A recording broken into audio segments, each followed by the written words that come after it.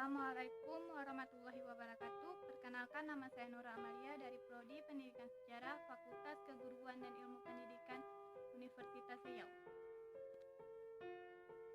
Yang mana tugas ini saya buat untuk memenuhi tugas ujian akhir semester, yaitu dengan mata kuliah Sejarah Masa Islam dengan dosen pengampu Bapak Nurdiansah MPD.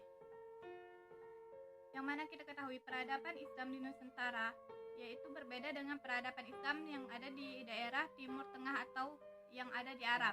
Perbedaan itu terlihat bahwa peradaban Islam di Nusantara mendapatkan dari berbagai kebudayaan, terutama kebudayaan lokal Nusantara. Nah, ciri-cirinya yang pertama, penyebaran Islam di Nusantara dilakukan dengan cara seperti lewat kesenian, yaitu contohnya wayang, yang dilakukan oleh Sunan Kalijaga. Nah, yang kedua melalui pesantren-pesantren. Nah, yang ketiga itu ciri-cirinya penyebaran Islam di Nusantara melalui yang mana kita ketahui peradaban Islam di Nusantara berbeda dengan peradaban Islam yang ada di Timur Tengah, contohnya Arab. Perbedaan itu terlihat bahwa peradaban Islam di Nusantara mendapatkan percampuran dari berbagai kebudayaan, terutama kebudayaan lokal yang ada di Nusantara.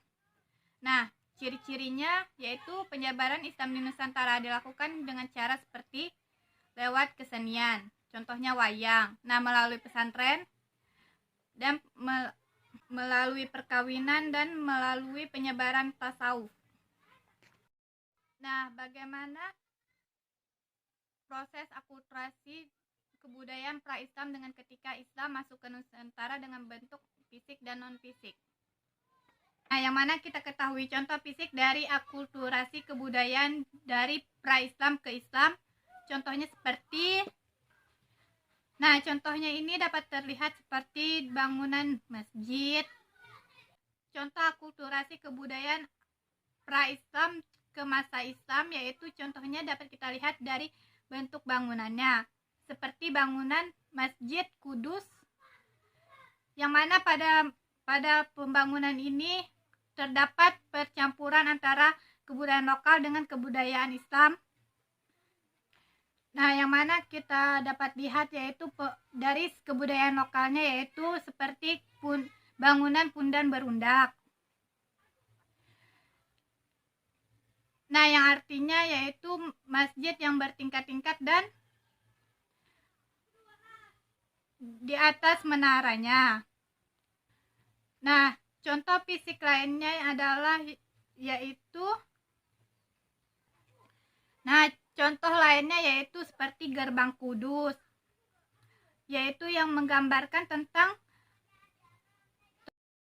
Nah, sedangkan dalam non fisik yaitu dapat kita lihat dari kebudayaan yaitu melalui kesenian.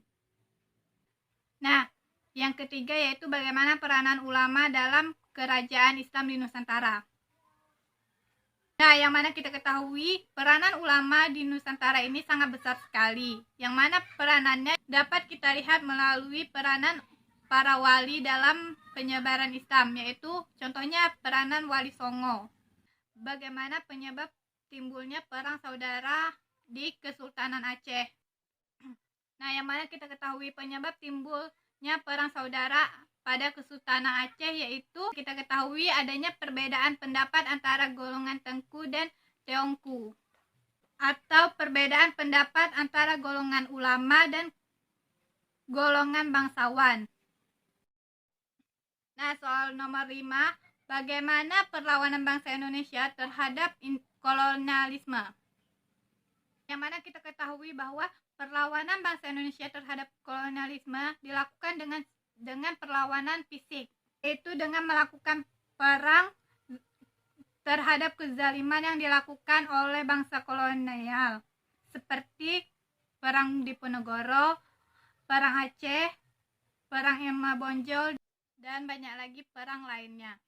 Nah, yang keenam, bagaimana kebijakan pada masa Hindia Belanda terhadap ekonomi, politik, dan sosial budaya dengan menerapkan kebijakan tanam paksa. Nah, yang kedua yaitu kebijakan ekonomi liberal Belanda. Nah, yang terakhir yaitu kebijakan politik etis. Nah, sedangkan dalam bidang politik yaitu perpindahannya dari sistem kerajaan ke sistem pemerintahan kolonial yang diterapkan oleh bangsa kolonial itu sendiri, seperti Portugis, Spanyol, Belanda, Inggris, dan Jepang.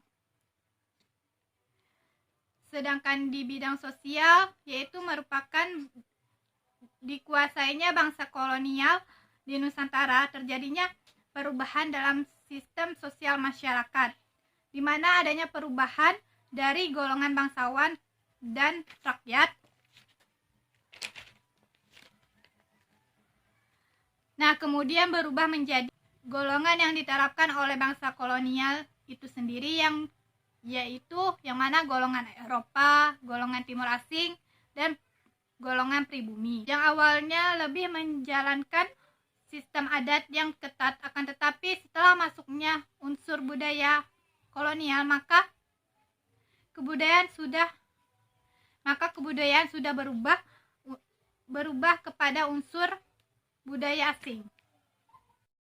Nah, sedangkan masa pergerakan nasional, yang mana kita ketahui bahwa masa pergerakan nasional terjadi setelah berubahnya kebijakan kolonial ke politik etis. Nah, di mana pada masa itu kebijakan politik etis, masyarakat diberikan kesempatan untuk lebih berkembang, terutama di bidang pendidikan. Nah, dengan diberikannya kesempatan di bidang pendidikan ini, timbullah perubahan pola pikir masyarakat untuk melepaskan belenggu kolonial. Hal ini terlihat dari timbulnya organisasi yaitu Pergerakan Nasional.